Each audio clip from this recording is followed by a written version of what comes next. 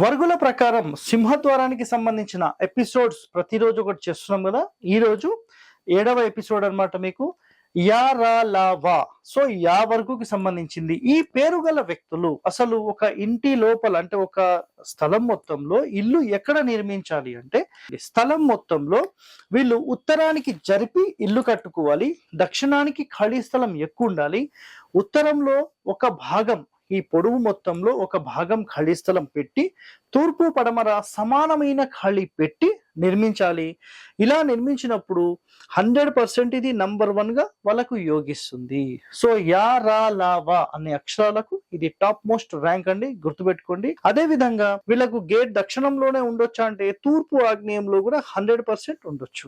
So మిగతా facings అన్ని కూడా సెకండరీ అండి, గుర్తుపెట్టేసుకోండి. ఇది ఉత్తర ఫేసింగ్ ఎప్పుడు వీళ్ళకు పని చేయదు. ఇల్లు ఎక్కడైతే నిర్మిస్తున్నామో అక్కడ ఎట్టి పరిస్థితుల్లో పనిచేయదు.